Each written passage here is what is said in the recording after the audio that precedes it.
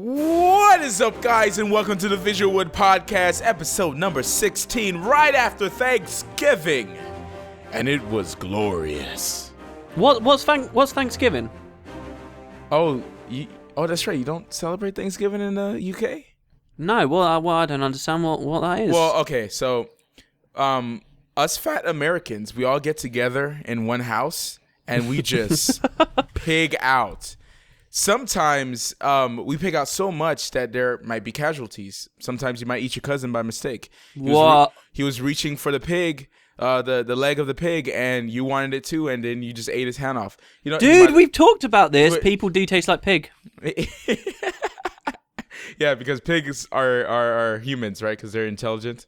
Yeah, that's just amnesia. But people do taste like pig. We taste like bacon. Oh my gosh. Did you learn that from Reddit too?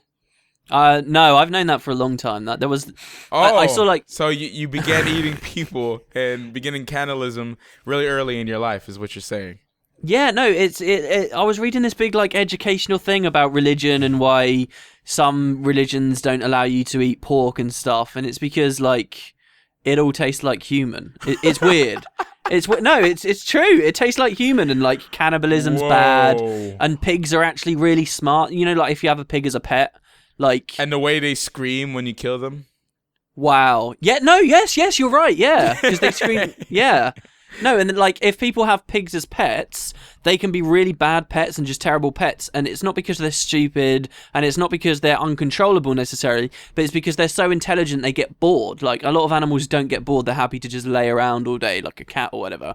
But pigs, like, need entertainment and need, like, back and forth and stuff, and a lot of them being kept as pets just don't get that, and then they end up tearing the house up and stuff because they get bored. It's true, and that is why you shouldn't eat pig, because it's sort of like eating human. VisualWood, learning something every day. And this is relevant to Guild Wars 2, because in the next patch, Scarlet can be seen with a bacon rib in her hand. Oh, yeah? Yep. So I would assume that Savaris were vegetarians, but obviously they're carnivores. Well, right? she is such an anarchist. She goes out her own way. She'll eat the meat if she has to. I wonder how they digest that. She eats Logan Thackeray, actually, is my prediction for some of the future patches. You know, it'll be funny. Like it's like she just grows a big head. Like what if there's some mutation, right, with the Savari, and they just like kind of grow into some like plant from Mario, you know, those little what? Oh, like a piranha plant? Yeah. It just gobble them up like nom. Wow. Just bite someone's head off. Yeah. It's like, you know, because Guild Wars 2 is kind of like kitty-ish. You know, they don't go too far with some of the. So if they want to kill off characters, they have to make it really cartoony and turn people into giant flowers. They could just do like a really crappy animation, like hand drawn, and they're like, "Oh wow, this is gonna be a big cutscene," and then you just see their new style. They just draw like a little plant, and then you see Scarlet just eat. There's something to be said for that. Queen's head. Because we talked about. Okay, we talked about this in a previous VisualWood. Like, do they go serious with it, or do they just go funny? And I think if they did do something like that, I don't know. Long term, I think it'd be kind of stupid, but like it would get a good laugh out of the community. I think if she just ate Logan and all the other characters people don't like, and then she gets food poisoning and dies herself. And there's like, Logan's all right. Logan's all right. Logan's not bad. People don't like you. You're not allowed to like Logan in this community. Because really? He betrayed all of his friends. Yeah, it's because you've not read the second book. He's like an evil mastermind genius douche McBoosh in that book.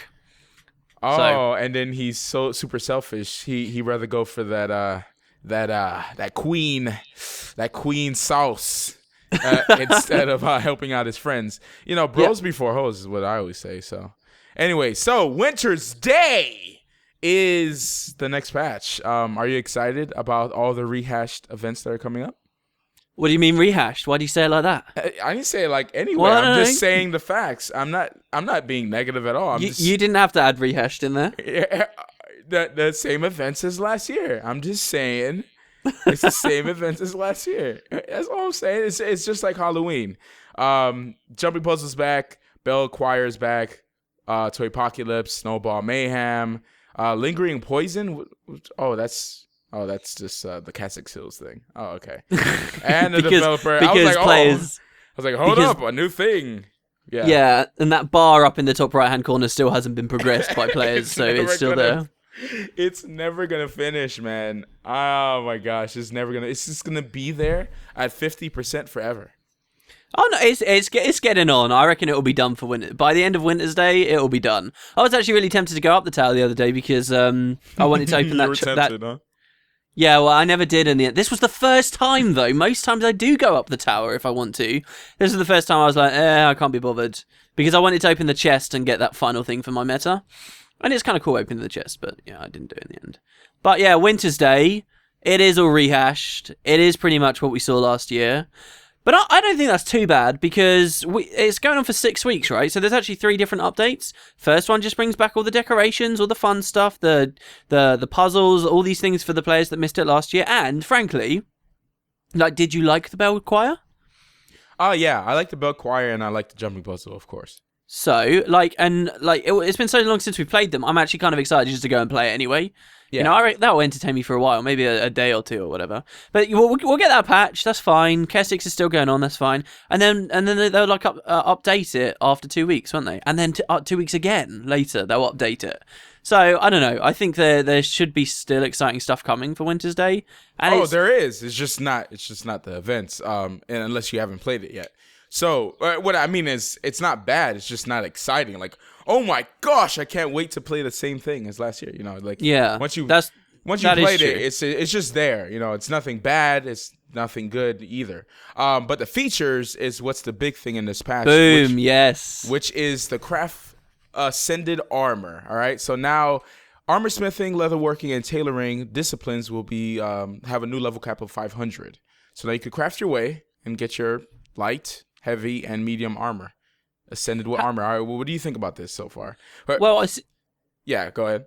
Well, see, here's the thing, right? I was very close to... I never crafted ascended weapons, first of all, because I had legendary, so I was fine. Then, on my engineer, I was really tempted to craft some ascended weapons once I swapped over. But I found out, like, the difference is really marginal, just going to all that effort just to get an ascended weapon through crafting. But now we're getting ascended armor, and that's actually 6 pieces all at once. So I'm pretty stoked. I'm looking forward to it. I am definitely going to make all that armor, and I'll be happy to finally, you know, go into Ascended Craft and experience that bit of the game because it's something I've just not done yet. Yeah, I haven't done it either because I had my legendary and I was like, why?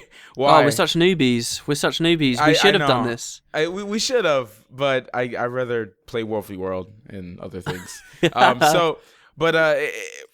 For me, Ascended Armor, it depends on how big the stat boost is together and what difference it would make while fighting creatures. Well, and also like how much money and time is going to take away. Well, not really money. I mean, not really time. Well, time is money, so it kind of goes hand in hand. I'm saving up my money so when the legendary armor comes out or trinkets, whatever is supposed to be coming out this year or maybe early next year, I would have money for that. So, wait, are you saying you're going to skip going for Ascended stuff so that you can instead go for Legendary? It depends. If everyone says it's like a big advantage, it's really good, I might go for it. But the thing is, first of all, I don't like the skin for the heavy armor. And there's no way that I'm going to reskin my Ascended armor that I spent so much money and time to make. Okay? So... But you still get the stats. Like, I have no problem doing that. I'm not gonna reskin it. Like, but you don't like the skin, and I have to pay to take it off. No, I don't want to do that. I don't want to do it. Like, you spend so much time and money. Like, you have to know that you have Ascended armor on. I guess it doesn't really matter. But the thing is, you're spending all this money, all this time on it for these stats. Now, what if there's a build coming out, which is pretty much every 3 months, just some new balance update that's coming out that messes up your build and you want to try something else? Guess what? Those stats that you spent, you know, a whole bunch of money on to get the Ascended armor, guess what? But I don't necessarily agree with that. Well, no, all right. Well, let me finish. But what I feel like, you know, this is probably the worst thing to do is I would want to wait until Legendary Armor comes out, depending on how long it's going to be, right? Yeah. And, you know, and be able to switch the stats and to anything. So it'll be worth the amount of time that I put into it. But yeah, this is my gripe with it. It's just like I'm a little scared to spend that much money and time for maybe I might not want to be a tanky beast anymore. Maybe I want to try some damage on my Guardian, you know? Yeah. I mean, there is something to be said for you want to go for different specs and you're going to have to completely change your stats up. But I think a lot of the time, you know, if you've just got soldiers, ascended stuff on your Guardian, minor changes to traits and the odd new skill here and there isn't going to completely make your soldiers' gear redundant. Let's face it. The only people that are really going to struggle with that are classes that have incredibly high power specs versus incredibly high condi specs. And all of a sudden their condi spec might not work anymore and they're going to have to completely revamp their gear to swap. Like, aside from that, though, and I suppose you've got the supportish angle as well, maybe, you know. Well, I'm talking about all characters. I'm not just talking about my Guardian. Because I have other characters that have exotic armor as well. And I might be playing another character soon, you know, just trying to get into it. And I've been playing my Elementalist, I've been playing my Necro, trying to get a feel of which one I really want to dive into, maybe get a legendary for, maybe. It depends on what they do if they make legendaries a compound. But you didn't stop. You've got to stop. You've got to stop. It's never happening. They have to. Dude, they've been doing so many things. How many times we have mentioned World v World being account bound, the level. It's finally happening. How many times with fractals? It's happening. Gathering tools. It happened. All account bound, dude. You're right. A lot of it has happened. So a lot of it. All the stuff we have said, and we were like, yo, this should be account bound. You know, like, they didn't have to, but they did. Okay? So, I don't know, man. There might be some hope out there. There might be that one guy on development team that does not hate me saying, you know what? Come on, guys. Let's just make legendaries account bound. But then you just see legendaries everywhere. It makes them even worse. What do you mean everywhere? What do you mean? Well, because in the current state, someone spends all this time and effort, gets a legendary, and eventually gets bored of the class, swaps to another class, and that means that legendary is hidden somewhere in a bank instead of constantly being flashed in people's face, and therefore the ones you do see are rare and slightly more prestigious as a result. But you make it all account bound, and you're just going to go onto your warrior and your ranger and your mesmer just so that you can have your sodding greatsword every single time, and it will be lame. No, dude. Like if you're going that far, then you might as well go that far. You might as well go that far and say the legendary shouldn't be on the trading post either. If you want them to be unique. because each one crafted still represents a large time or money sink. So they're still representing a large amount of effort gained. This allows people to get more usage out of each one than otherwise perhaps they should be able to. Do you see what I'm saying? You don't, do you? Account bound. Account bound. What we were talking about ascended armor. Okay. We good?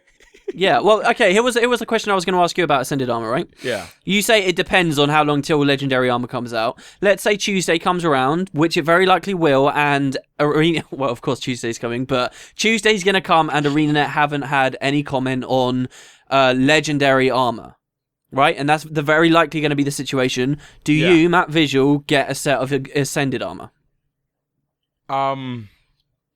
What if the legendaries are just not coming out? It's not announced. No, they might still be coming. Legendary armor might still happen. I think I might get delayed until next year. So you will just skip this tier, basically. I see. I don't know. Like, I feel like I have to have the best tier. I feel like I have to. Yeah, I've been swallowed lately on my engineer by ridiculous desperation for stats. I desperately want that Ascended Armor stats. I've gone crazy, right? You know these little +5 agony resistant infusions that also give you +5 to a certain stat? You know how expensive they are? They're like extremely expensive. Yes, dude, I was looking at them. Yeah, I've gone crazy. I've started buying those for condi damage. No. I know, it's really bad. I've got it doesn't make much of a difference, though, especially for condi damage. Though. I know. 100 condi damage. What? One more tick? One more damage? No. It's not even that, right? 100 condi damage represents +5 damage per tick on a single bleed. +5 from 100 condi damage. And by spending all of this gold, I will give myself maybe 35 extra condi damage from my trinkets, at least plus 30 from my trinkets, I think. Look, it's pretty stupid. It's dumb, but I'm crazy for it. Oh, stats, feed them to me. So definitely ascended armor, and I might, if I can infuse my ascended armor, that will be having malign infusions as well, and I'm just gonna be like going crazy. Like, you want more stats. Do you think that Guild Wars 2, because people have such a bad taste for having, you know, like bigger stats and having it like, oh, it's a gear dreadnought because, you know, we're getting one gear above ascended exotic armor, you know, one time for forever, but it's still a gear dreadnought. Do you think because people have such a bad taste in those, they're making the stats extremely low, and they should make definitely. It high? No, I think they've been pretty smart. I mean, yes, it excites me, the idea of getting even more stats, like if ascended armor was worth more, but I actually think they're very smart about it. I think the difference between exotic and ascended is negligible, especially when you're looking at just just an ascended back piece compared to an exotic one. Like, it's so negligible. I think they've actually been quite smart because there is such huge diminishing returns, but that doesn't matter. When you get in the zone for wanting stats, it doesn't matter how much effort it is just for the extra +1. I think we go crazy Skinner box style monkey people that just have to have it. And I think they've been smart about that. I really do. And I don't think we'll see anything past Ascended after this. They're going to go back to cosmetic after this, because this is quite exciting, right? Ascended armor's going through and you don't like the way it looks or whatever. But now what do, right? All Ascended's in place. What do you think they're going to do? Because I can tell you what they're going to do, for sure. What are they going to do? Now they just start providing legendary options for all of those slots. Right? And even there's new legendary weapons coming as well. And that is all cosmetic because legendary is on par with Ascended. So the statistical stat grinds sort of end now, except that they'll always be relevant because people always want to swap builds around and always want to try ults. And every time you do, you might fall in love with a certain spec, and then you've got that nice ramp of things that you can do in game afterwards to keep getting your stats up. I think it's a great system. I really do. And I like that we're kind of at the end of its implementation now, at least for Ascended stuff. All right. Next, we have the new healing skills. All right. Yeah. One for each profession. Yeah. And have you seen what they are? Yeah. I'm looking for it, but they removed the forum post. But I'm pretty sure there's like a Reddit post that had it like copied and pasted. Oh, there definitely is. Someone tweeted me the other day about it. Yeah. He had the chat codes. That's what he tweeted. But I'm not logged. I'm recording through the game right now, so I can't really check the chat codes. But they seem to be pretty good. They seem to have some extra mechanics. Like I heard, like there's one with the warrior where he does a stance, and then whatever damage is dealt to him, he heals for a certain amount of the damage. You know, some cool stuff like that. I don't know why the warrior would have that, but you know, the warrior is going to be crazy now, right? Warrior can trait for endure pain at a certain threshold. He can have endure pain on his bar. Ridiculous. Can they get longer stance duration too, and then the heal skill one as well? Warriors can be straight up tank dogs now. That's crazy. But that new heal skill is also competing with Healing Signet, and Healing Signet is crazy OP right now. So we might not actually see as much use as people are thinking. But some of them look really cool. Did you know what the Engineer one does? No. Which one does the Engineer do? The Engineer one, right? It means you pop it, and it does nothing, right? It will put like an active effect on you that does nothing. But after like 3 seconds or so, after a certain duration, it will heal you, okay? So you activate it, and then later on it heals you, so there's a delay. But if you're going to die while it's on you, instead of you dying, it will heal you for a massive amount, like 10,000 health, like very, very, very high amount. So it's like this really cool idea of a heal skill where you see you're about to die, and then you activate the ability, and then like you would die, and then you get all the health back instead. Like it goes into overcharge mode. Really cool. And if you think about it from a PvP perspective, it's very similar to what used to happen in PvP, where you'd see an engineer throw an elixir R at his feet before dying. Like you see that active effect on him, and now you're like, oh, don't do any damage at all because I don't want him to heal. Wait for it to run out and then kill him afterwards, you know? Cool ideas. And what I like most about the heal skills is like they're tied to classes of skills. So like, what do you know about the Guardian one? The Guardian one is a meditation. You heal yourself for a brief time. You heal each time you strike an enemy based on the percentage of damage dealt. Wow. Right, yeah. So, but the cool thing there is that's a meditation. So what meditation traits do you have? Not many. Not many. Oh. Not many Wow. at all. But I like the fact that I don't like skills that are just by themselves, unless it's OP if it's, worked with other skills. But I love the way, like, if you're going to have a small system of, a limited amount of skills, they have to be able to work together and work with your traits and stuff like that, because that really just creates a nice build. And I'm glad they went with, some of them are signets, some of them are meditations. I'm pretty sure for the elementals, you have arcane. Yeah, we have an arcane ability, which is really weird. I mean, healing skills are meant to be your primary heal, yeah, and that's sort of their first and foremost function. Well, with this, for the elementalist, it does damage at the same time, which is really curious to me. A lot of people, I've got to say, don't fully understand how high elementalist burst can be. It's insanely high. That's the main thing I used to run when I was in competitive PvP environments. I would see you burst down someone. It's like, what? Yeah, just kill them like in 2 seconds. Really. You can 100 to 0, not even that. You can literally 100 to 0 someone in half a second. Like, if you've got the right combo and you're running the right stuff. And ArenaNet actually seem to be encouraging even more of this kind of spike gameplay.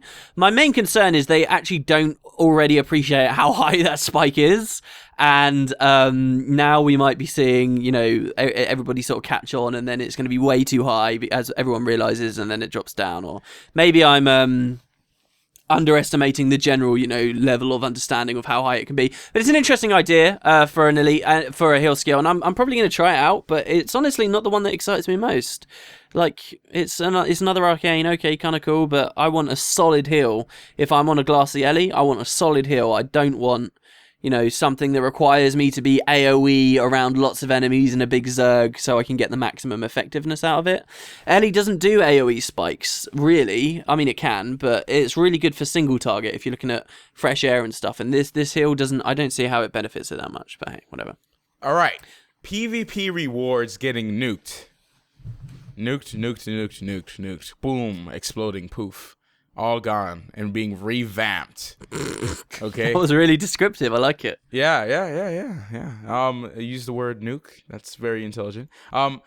So all right. So we're not getting everything, but we are getting the golden experience in PvP as in December 10th, which is the Wintersday update, which is basically you will earn gold in PvP and experience, and they'll take away the ranks and replace it with, I don't know if the ladders are not coming in.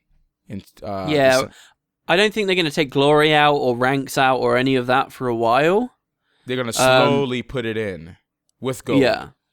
Yeah, but I know certainly is gold definitely coming this next patch? Yes.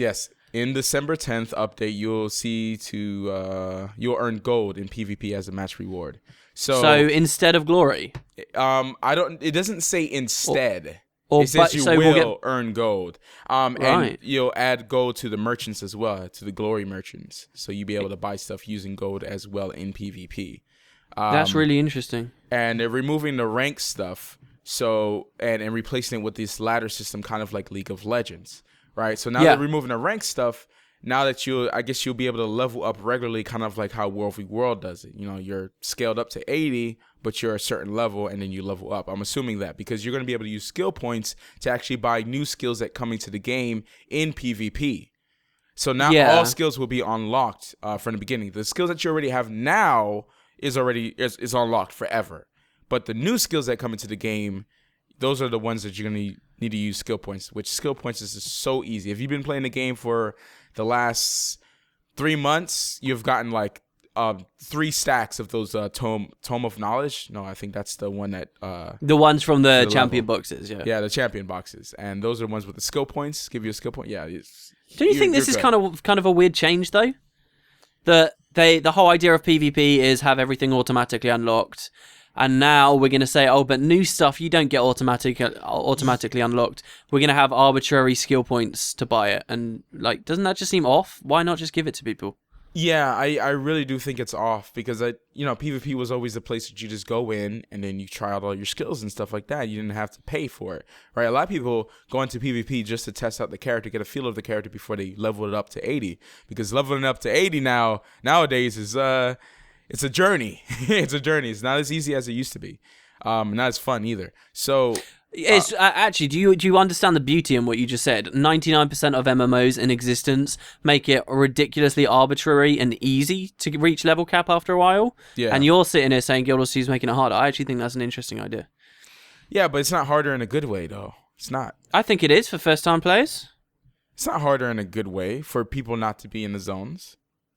Yeah, no, for first-time players, I'm saying it's good. I think that the journey in Guild Wars 2 from 1 to 80 was way too short. No, it's flawed. I don't want to repeat myself, but it's flawed because you would complete the whole map, do all the dynamic events you see, and still even go back and complete all the starter areas, and still you will be 10 levels behind what you should be. What? That's a massive level 40, exaggeration. No, it's not. No, it's not. That Level is 40. a massive exaggeration. At level 40, That's I've not done true. this 3 times, okay? At level 40, you are stuck, okay? And you have to deal with it by yourself, all those enemies. It is not fun to level up. And I do some crazy, stuff. I write down quantum physics on the paper and make sure I level up at the best way possible. I complete everything, map completion. And you're still under-leveled. You're still under-leveled. Now, okay. that's without doing personal story, and that's without doing World v. World. So if you're doing personal story alongside, then maybe it's a little bit better, but it will take you longer. It will take you longer. But now, segue, it is probably going to be really easy, especially for you to have millions of glory. You're going to be able to buy glory. You're going to be able to buy glory. You're going to be able to buy these little books, Tome of Knowledge. I think they're named the same thing. That give you 1 level. Instantly. 1 level. Instantly. All right? So you put on any character, and these are account bound. You put on any character, level up to level 80.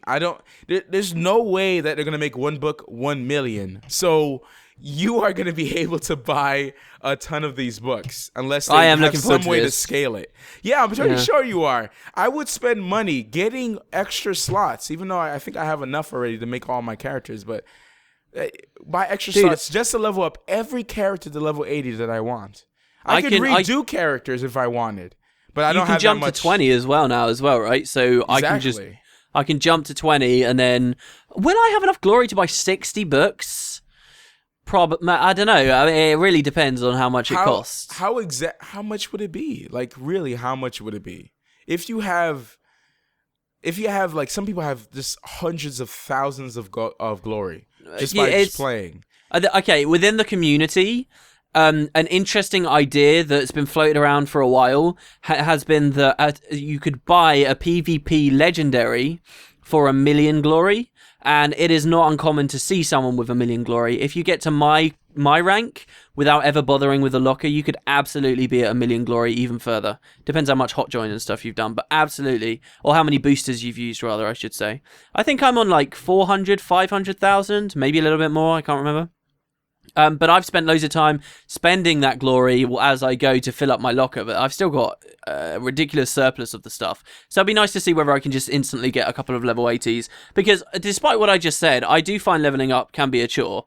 I just think that for new players, especially that first time playing through the game, I know my first experience of playing through the game, I wanted to do all the crafting and gather stuff as I was hitting each new zone, but whenever I'd craft, because the crafting was giving me so much experience, I was always way over leveled for the stuff I was making and for the areas that I was visiting, and I hit level 80 having only explored half of Tyria, even less. So it's kind of nice that may have slowed down, but for people in PvP who want to go and do world versus world, for example, I think that's the big one, then yeah, this is great, because it means, hey, look, you're skilled at PvP, you know all the stuff, you know the skills, then fine, be an instant 80. What's the point in making you level up?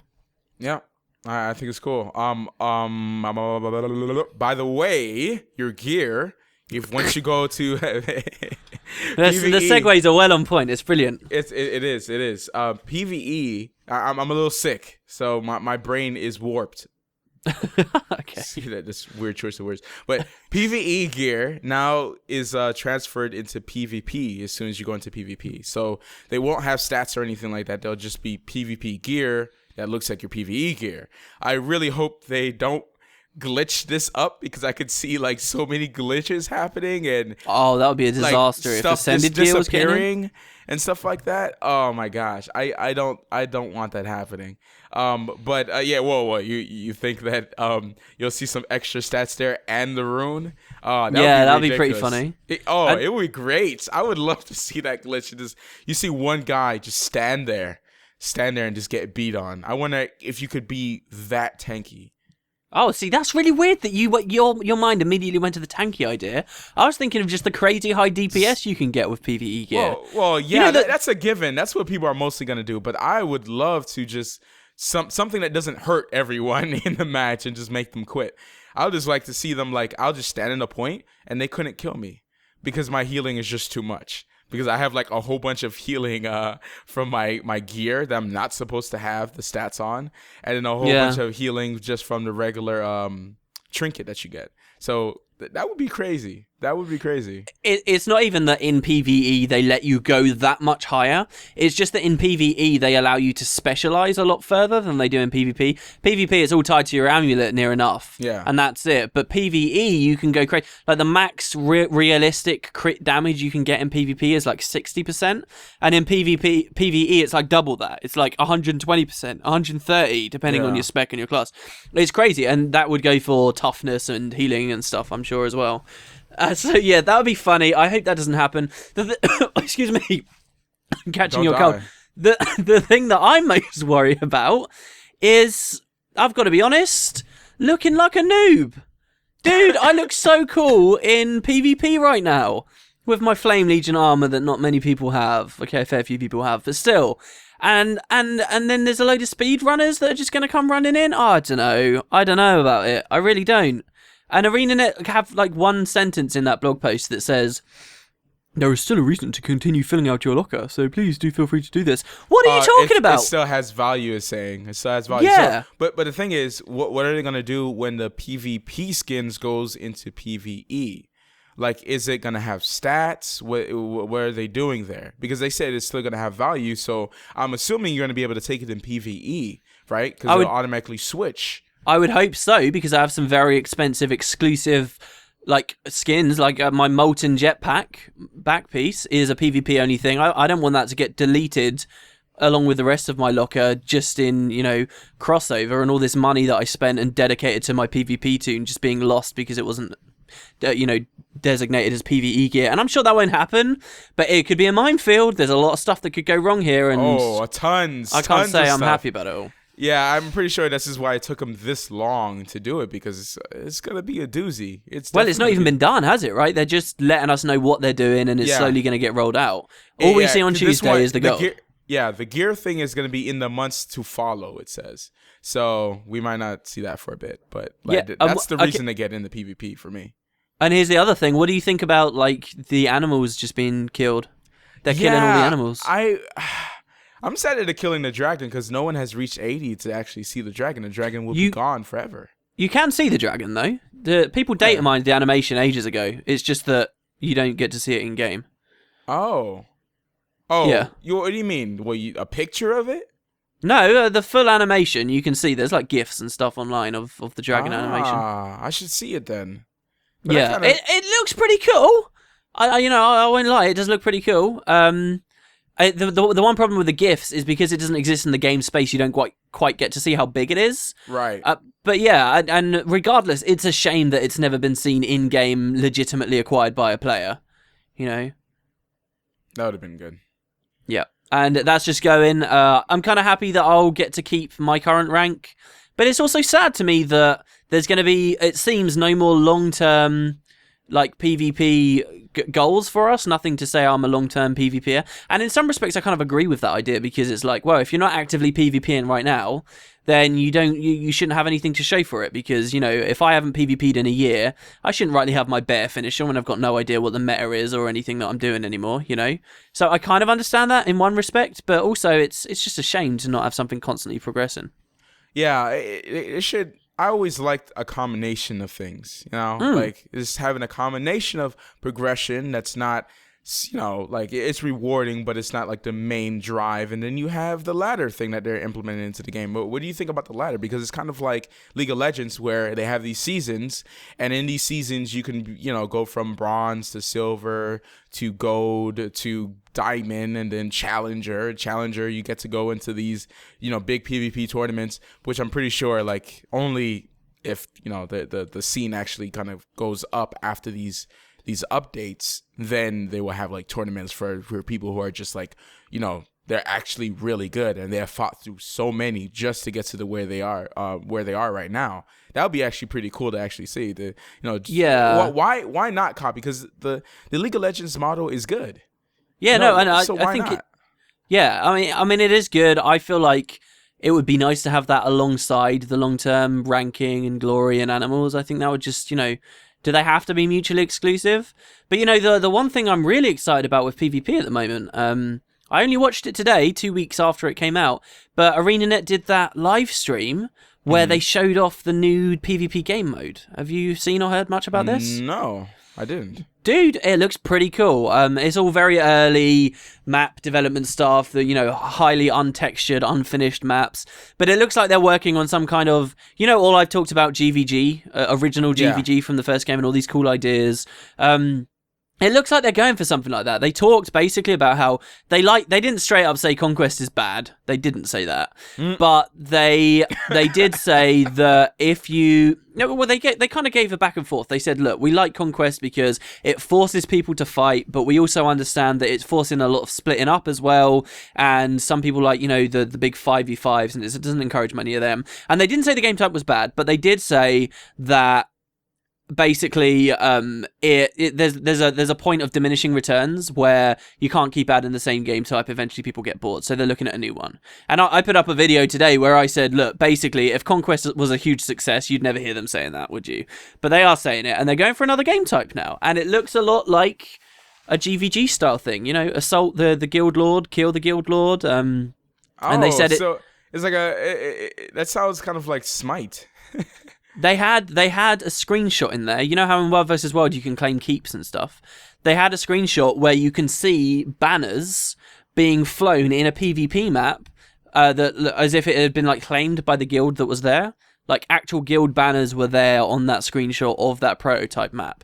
And that alone made me just think, yeah, this is something cool. They've given a quote before saying that they wanted guilds to be a bigger part of, the competitive PvP side of the game. Because it means something for World versus World, sort of means something for PvE, definitely. Guilds don't matter in TPvP. Who cares about guild? It's just a team name, that's it, right? So they want to add a little bit more of that. They said that the new game type was going to have nothing to do with cap points, and it was going to they were going to encourage lots of flanking gameplay and stuff, which is it's just very exciting. And the main thing with this PvP update you're talking about here is they gave 3 reasons why they're changing all the rewards, didn't they? Are you on the blog post at the moment? Yeah.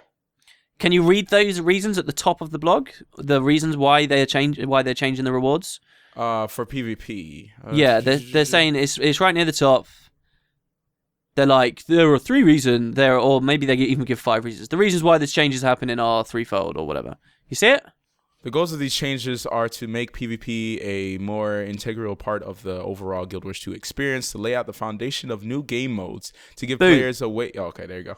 Yeah, that's it. Yeah, one of them, they say the reason why they're doing these reward changes is because of new game modes, that they want to, have a better environment for that. So, my doubts about this PvP reward system are there. But if it means we can get a really cool new game type, and you were just talking about, will a community actually blossom around it? Maybe this game type, it could be like the Messiah. Yeah, dude. Yeah. Did they talk about how many people on the map? No, I'm expecting it to be 5v5 or 6v6. That's fine, though. Honestly, it gets way too zergy and annoying and difficult to make teams if you go any higher than that. I reckon it will still be 5v5. Yeah. That's fine. I mean, you want the big zergs, go to World versus World, is my sort of opinion there. I would like to see 6v6 though, because you would have 2-man groups. I would like to see some strategies where you have two, like for instance, what if they add in 2v2s, right? To the tournament, and then like some of those teams get together, and then they have that, and they have strategies built around 3 teams of 2. and they kind of like destroy the guild lord or whatever like that through that. That would be actually pretty cool to actually see. Now, see, that's easy to cast, I think. If you see the overall map and you just see like all the players going towards, the keep, and I don't know how they're gonna have like in between stuff. I'm pretty sure they might have some monsters for buffs and stuff like that. Yeah, secondary mechanics, definitely. Like the flag stand we saw in the first game, yeah. Or maybe a trebuchet on the side that breaks down the wall that you can, another point of attack. Yeah. So that would be pretty cool to see. So, but you're right. You're right about casting. Yeah, it would be easier to see. Like, okay, basically they have to kill this guy. That's it. Once they kill that guy, you win. And there's nothing hard to really explain about. And Guild Wars 2 already looks good to watch. It looks good to watch. It's just all you see is effects in your face, and they're like, oh, he's using the Master of Montrine, and he's using his virtue skill. Like, I don't care about who care about that. Like in League of Legends, you look at it, they basically shooting people. Like it's easy to just see what's going on. Okay, oh wow, he just killed him. Yeah, Guild Wars 2 is just like, he's down. What is this? Oh, he got up. Okay, he's using that skill. Like, I guess it all depends on how you cast and how you word things and stuff like that. But I do think that's another thing with like going higher than 5v5 too. It just makes it even more of a mess to see. Yeah, and it's already so zergy and so many jokes about petting zoos and stuff. I think they ruin the casting experience. I really do. I think as a spectator, Guild Wars 2 is sort of bad because of some decisions. You're talking about the PAX thing. Yeah, well, that's what the funny thing is. That's sort of where it originated, but people use it as a really sarcastic means of complaining about, Spirit Rangers and Minion Master Necros and everything about the Mesmer and all of this stuff. And I agree. I really like their idea of being able to see a match and like the entities I see fighting there, I know are players, easily at first glance. And I think it obscures the battle so much the way it currently works. And Conquest doesn't help because it's forcing so many small fights constantly. With this new game mode, we might see a change.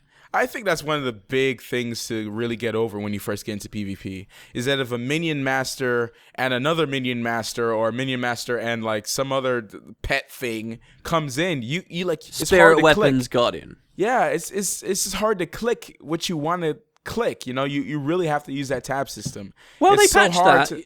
Yeah. They patched the tab system, but it's still a factor. Like, especially when they go, like the Mesmer goes invisible and you're untargeted from the Mesmer, the real Mesmer, right? And you have to kind of target it again, and you have to wait till you can.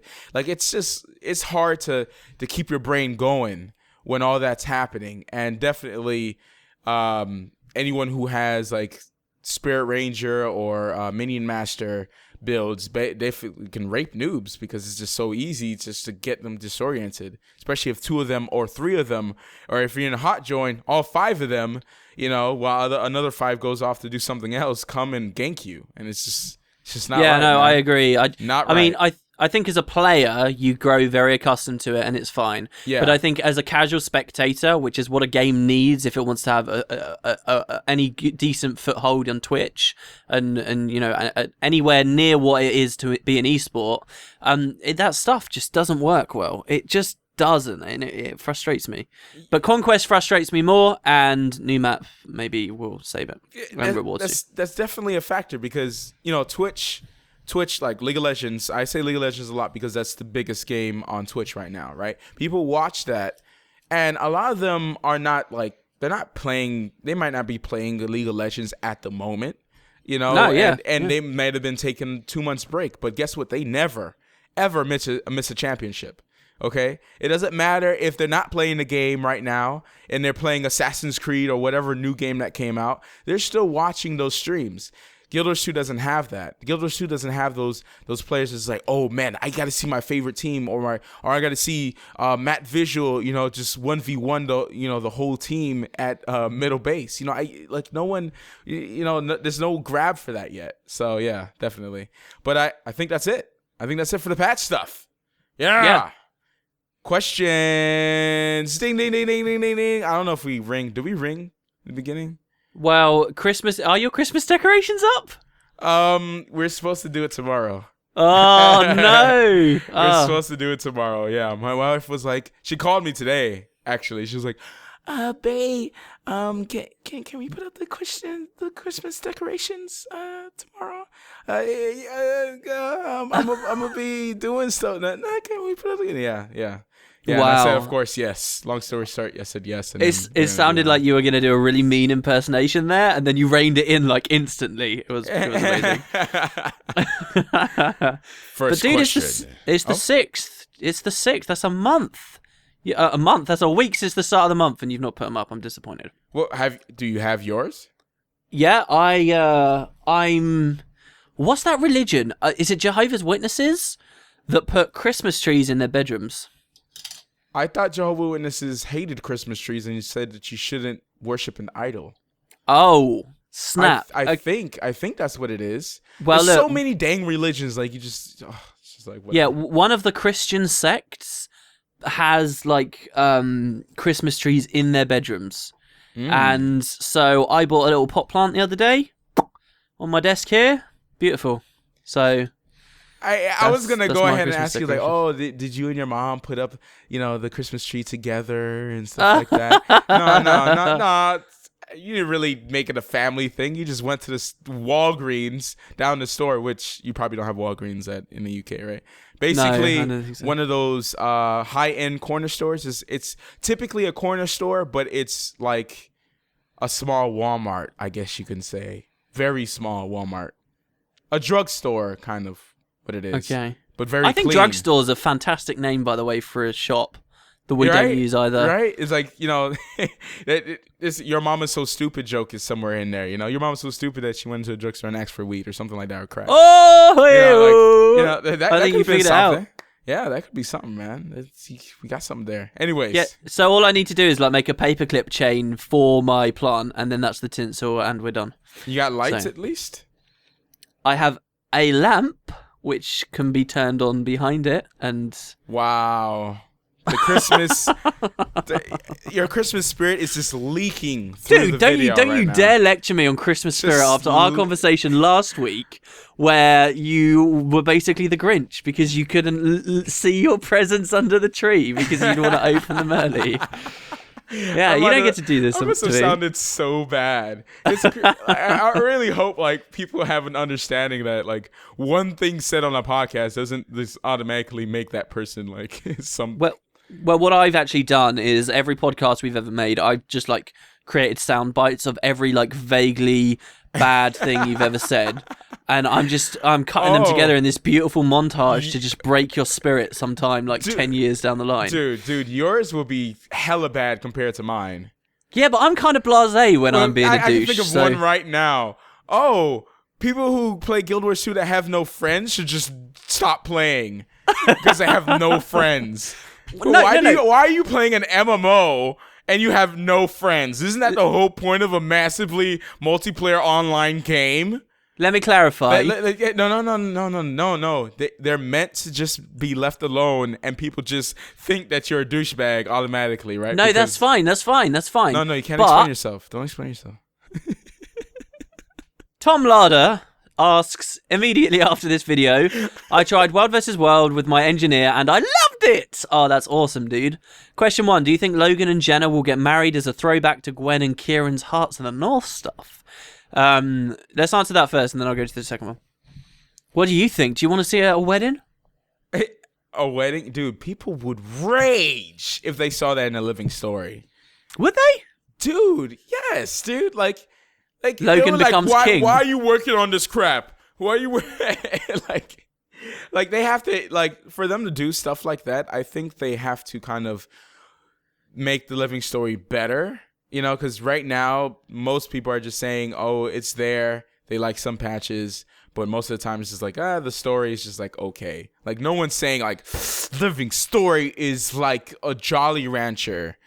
Like long-lasting goodness. Wait, what? Like a Jolly Rancher? You don't know? You know what a Jolly Rancher is? It's like apparently I don't know any of this stuff today. Jolly Rancher? Hard candy is like a hard, like a hard candy. Like let's see, what's a hard candy? Oh, not you. Warheads. You have Warheads in the UK? No. Okay, but I get what you're saying. That's a hard candy that you could suck on for a very long time. And it tastes extremely good. Apple for life, baby. Apple, green apple. Okay. Anyways. So wait, is this like a sponsorship thing that I just didn't know about before getting into this? Brought to you by Jolly Ranchers. You're so commercial. Pop wow. a few in your mouth. Especially the amazing. For me, I kind of thought the Gwen and Kieran stuff was. I don't know whether it's just it's too early to be nostalgia, but I don't know whether I look at the just Guild Wars Beyond stuff in too bright of a light. I don't know, because I look back on the Gwen and Kieran's wedding and think, oh yeah, that was a really cool arc. But I think the main difference between Guild Wars Beyond and The Living Story, which are essentially trying to do the same thing, is Guild Wars Beyond had so much more dialogue because they had more options for giving dialogue to players. Like, the questing system allowed you to have more dialogue. It didn't have to be voice acted, so there could be more dialogue. They had, like, those boxes that appeared on the screen as you were walking around that gave you dialogue that you could go back to and listen. And The Living Story just doesn't have any of that. All that said, even if they could execute it perfectly, it's not a story I'm interested in seeing. I think the Logan and Jenna thing is a much more interesting story while Jenna is basically playing Logan and Logan has this weakness. I think characters having weaknesses are incredibly important, and Jenna is Logan's weakness. Without Jenna, Logan is a much more boring character, and if they get together, Logan becomes a much more boring character. Unless, I don't know, one of them shock dies. I feel like a lot of the time I'm only going to be excited about The Living Story if a character just gets killed suddenly and randomly and shocks people, which is probably a really bad way of looking at it, but yeah. So, I don't know, I wouldn't be too excited. I would have, I'm more interested in their relationship and what exactly it is than anything else in the story. Really? That sounds kind of creeper. I really think of you at PAX with rubbing your hands together. Like, ooh, Logan and Jenna. you see me come out in the PAX panel like, when is Logan and Jenna gonna get together? Oh, creeper voice! I love it. And just the devs look at each other across the mic table and just practically put it in my mouth as I'm talking. Yeah, that would have creeped everyone out. Like, everyone's like, damn, like, Matt Visual's creeper, dude. Jeez. I think I might unsubscribe. Wow. But yeah, I'm really interested to see like what exactly their relationship is, because right now, like, I don't know. You see Queen Jenna at like nothing's wrong, and Logan is just like hanging on every word. Like, what is this? Like, there's no backstory for people who don't know the lore, so it kind of sucks for me. One day I'm gonna read the books and I'm gonna make a video, and I'm gonna talk about their lore. About Queen Jenna. But you just said like there's no lore in the books that really say anything, right? About the relationship. They do go into the relationship. I feel like I need to reread the second book, honestly, so that I can get more of a foothold on exactly what was going on with them. But there is a lot of stuff. It just sort of seems like Jenna's been playing Logan. Like, Logan abandons everyone to go and save her, and then it turns out she didn't even need being saved and stuff. Like, it's interesting. And what you might not know is Logan's older brother used to be exactly what Logan is, like the Queen's Guard. It was his older brother, Dylan, and then he took the place. And, like, I've always found that kind of interesting. Maybe, like, wouldn't it be cool if it turned out Jenna was in love with Dylan? And, like, Logan's just, like, in the shadow or whatever. Dylan's dead now, by the way. That would just be awesome. There'd be a lot of cool stuff. I hope and she's just Dylan. liking him and not liking him at the same time. Just kind of, like, playing around with his heart. Like, oh, I want him around because he reminds me of who I loved, but I don't want to have a relationship with the person. Or Scarlett and Jenna are like, you know, blood sisters, and they grew up together, and you know, this whole thing where, like they're you know, like they're battling each other and they're enemies. It's probably just a ruse, and that's why, like, I don't know. What's a blood sister? I don't know. Like, grew up together. Because you realize they're different races, yeah. Like blood brothers. Like they cut like a mark in their hand and they put their hands together. What if one of them's got like HIV? Yeah, that's what I'm saying. You know, I would have to, you know, to become blood brothers, you got to really know the person. You got to, you know their life outside of comfortable circles. You've got to have looked up their medical records, and that's about it. Yes, you have to be a creeper. You have to be a creeper. Be my blood brother now. Yeah? Are you proposing us to be blood brothers right here on the podcast? Oh, hold up. Let me get on one knee. Dun, dun, dun, dun, dun. No, I'm not proposing. I don't even know your dang name. Listen, okay. One thing I do want to say about the living White Devil. what? Jesus. One thing I. White Devil is such a vulgar term, and I'm using it freely on this podcast. It's amazing. I know that's got some. Let's not go there. Listen about the living story.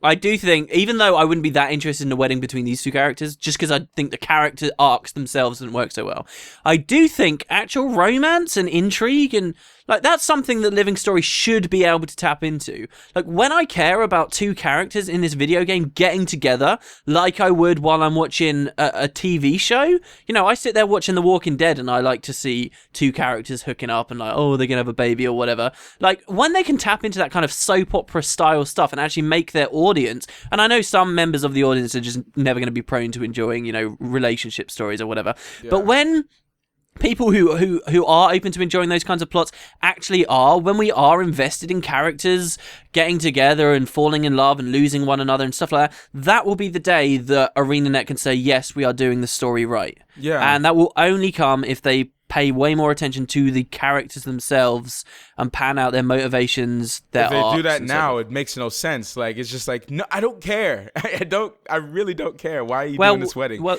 what I was gonna say before, it could have, that whole story I was saying with Scarlet and Queen Jenna could have used her mesmer powers to get Logan away, and you know, and messed up his mind, and she did it a couple times, and now his mind is just kind of messed up, and he can't really apologize for messing up. He doesn't know why he did it. He assumes that it's Queen Jenna's love. The love for Queen Jenna is why he left. But, you know, It could be something else. I was saying, you know, a little tie-in stuff there. Could have been something. Now that, if I saw that in the cutscene, I would have been like, oh, snap! That's amazing! But, you know, we got Scarlet doing all this crazy stuff. There's actually some interest. I don't know whether I should talk about it. No, I'm not going to. I was going to talk about some data mining stuff or whatever. There's another section to this question as well from Tom Larder who says, what do you think about... I guess we sort of already answered this, but maybe this means for us as characters. What do you think about romance options being implemented into Guild Wars 2? Okay. What game have I been in that has done that? I know Mass Effect.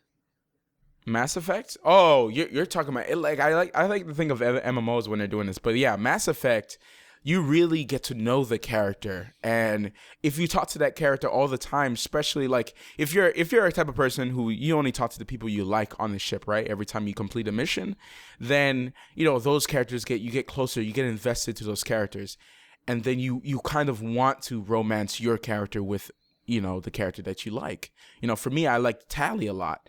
I even like Jack a little bit, but like Jack was insane. Yeah, Jack was a little crazy, and I actually wanted her a lot more because she got mature in the third game, like way mature, but she wasn't on the ship. Whoa, that's a spoiler. Man, who cares? Everyone who's played Don't ME3, you dare spoil Mass Effect 3 for me. I haven't played that yet. I need to play that. You serious? Are you serious? I played 1 and 2. I want to play 3, but I got to go back through 1 and 2 before I play 3. So. Like, I had the saddest year that year. Like, Dragon Age 2 came out, and Mass Effect 3 came out, and some other game that EA ruined. And I was just like... don't tell me that. I have hope for it. All right. That's got such a good universe. I might have been too hard on ME3, but there's a lot of problems. Now, not talking about the ending, but the game itself that just really irked me with the story. The lore pissed me off with a lot of choices that they made, and I'm glad they're scratching it and just doing a whole new universe, not a whole new universe, but a whole new storyline. Yeah, because they're gonna learn from their mistakes, hopefully. Because there's a lot of things bad that I did not like. They made a lot of choices for the story that just I haven't played ME3, but I do feel like, and did before it came out, feel like it was a ticking time bomb because there's like so many choices people could make, and this eternal promise that they're all going to mean something, and I feel like there's no way they could have honoured every single one of those choices in the third game, and that's what people were buying it on, the promise that all of their decisions would matter, and I don't think all of them will have. But the thing is, they totally could have made it, like the way they did it was just so bad. If we're talking about just the ending, because your decisions that carry over into ME3 crap as well. I mean, I'm talking about the small ones that you do, some things like with the people that you like dying, for instance, because of some stupid reason that just makes no sense, like stuff like that. But the ending itself, it really they just did it bad. Like, it had completely nothing to do with your choices. Nothing. Okay, all right, please. I'm getting scared that something's going to be revealed here. That's why it sucked. Like, if it had at least a little something, then a game is not going to be perfect. I don't want it to be perfect, but there's no reason to totally just go the wrong direction. So, anyways, we were talking about romance options in Guild Wars 2. I don't know how it would work because there's not much talking in the game, like not much dialogue picking stuff. Like, I feel like all the stuff in there is usually like there's no traditional quest system. Yeah. So that would be kind of weird to see. But this isn't something I would ever mark as a priority for me. Yeah. But I think this would be an interesting opportunity for ArenaNet to go back to their personality system, the charming, the dignity, and the ferocious. And what happened to that, by the way? Why is it there? It just doesn't. It doesn't mean anything, especially for people that don't read what the text is. Like, it really doesn't mean anything. I think this, though, would be an opportunity for ArenaNet to go back to that, integrate it in somehow into the experience of the game. And, largely this is why I like the idea of... I'm not even going to say it, but I like the idea of future patches coming out. If they were ever going to start looking at refining systems, then that's like a big one. And that's how you would eventually open up the game to make sense with romance options. But... and you could have whoever you end up wedding, or bedding, go into your personal instance, your home instance, and then they'd live there with you on your balcony, Matt. And you could be together up there with all your non-random people looking in. Yeah. It's okay. Not even looking in. They're there. They're watching. The merchants are just sitting there like, what you doing there? It's like, no, it's creepy, dude. I'm with my wife. Go away. Yeah. Where? It's like, this. People could just watch, like, it's not a home instance. There's nothing home about that instance, especially the Norn. Combine this idea with the previous idea of having home instances all around the world that you can buy, and make one of those homes a love shack in the woods. And that shack is the same shack that necromancer lives in near the Shadow Behemoth. And that's where you can take all the, the trampy girls back to. Oh, that'd be amazing. Jesus. All right, so that's question one. Let's go from Tom Larder. Thank you very much. Let's move on to the second one. From Aaron H, who says, what do you guys think about updating the rewards attained from doing dynamic events? Okay. Yeah, I second that, really. I think that is... it's one of those things that the devs have been toying with for a long period of time, and a lot of us have been asking for, but it's fraught with risk, so... it's sort of one of those topics maybe I would step back from. But, I mean, balls to you, Matt, for saying it out loud, really. It's a weird thing because you do it, right? And now it's become a thing where it's just like, if it's a low level, there's no point in doing it, and it's not scaled up enough for it to mean anything. There's no way you look up what you get. You just click it right off. If you're in the low level areas, you just click it right off. You do not even look what you get because it's so minimal, Yeah. I don't want to add another currency because people hate currencies. I for one think it's a easy, it's a very shortcut way to handle certain stuff, like like getting currency for this, and then you can use it to buy this and this and this and this. The karma system could be used as well. Karma was originally the dynamic event currency, basically. Right. That's sort of what it was, and then it sort of got expanded into hearts as well, as hearts became a prominent part of the game. So for me, I mean, dynamic event rewards, I think that there's no point in having bronze, silver, and gold with the way they eventually ended up implementing them, because you never see or care about bronze or silver, ever, really. I think the default reward should be bronze, which is equivalent to a current gold reward, and there should be opportunity to get silver or gold for going, that extra mile, or for doing an event that's been scaled to a particularly high degree. Or I've also liked this idea that I've discussed on the podcast podcast before about enemies attack a location, you defend it. Next time they attack, it dynamically scales them so they're even more difficult. And maybe the first time you defended it, that's a bronze reward. The second time you defended it, they're even harder, so it's a silver reward, and then a gold, and so forth. That's what I think they should do, but... And who's to say that if they gave like $1 billion for completing like a low level event, that people will even go do it in the first place? I would like to see them kind of revamp some of the areas. It will take a long time, especially because some dynamic events will probably run into each other. But every map have this massive event, right? That leads into like a boss battle. Like, what if the Shadow Behemoth, like there was a quest chain that you had to do from all the way back from the beginning of like the starting zone, when you come from directly from Queensdale, like what we see in Ore, like going from Fort Trinity.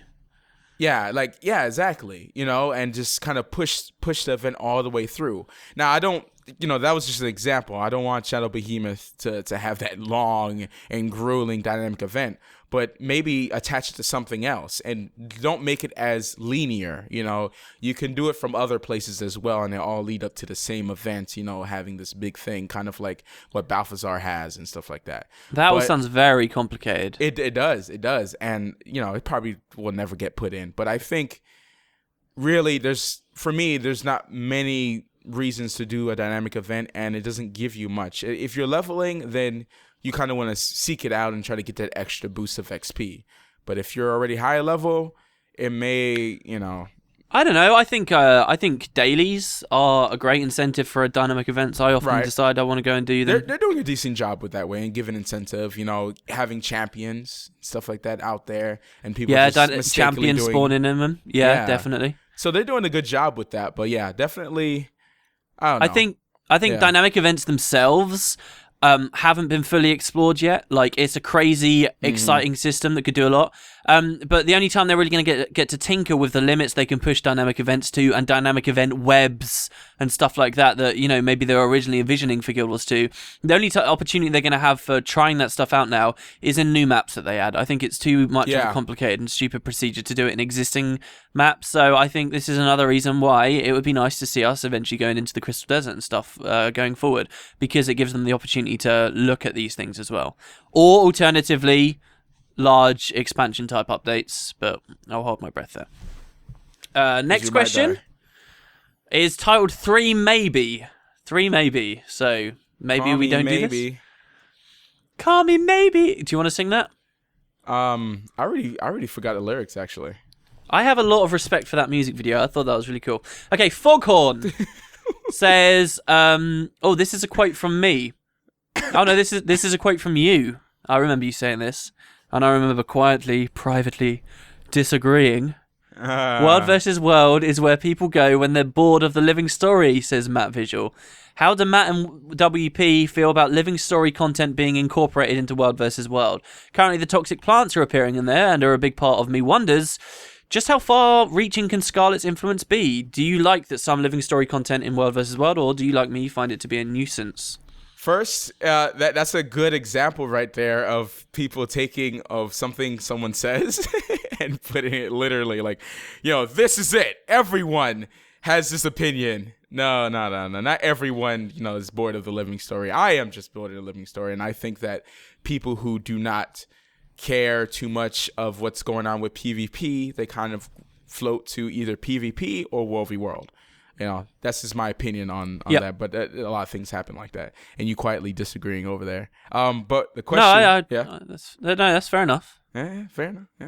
Yeah. Like everyone not having friends, and they should uninstall the game. Yeah, look, please, guys, if you're lonely, if life for you is a struggle because you just got no one to talk to, just go away. Please. Oh my gosh. Nobody wants you bumming us out. You're just depressing to me.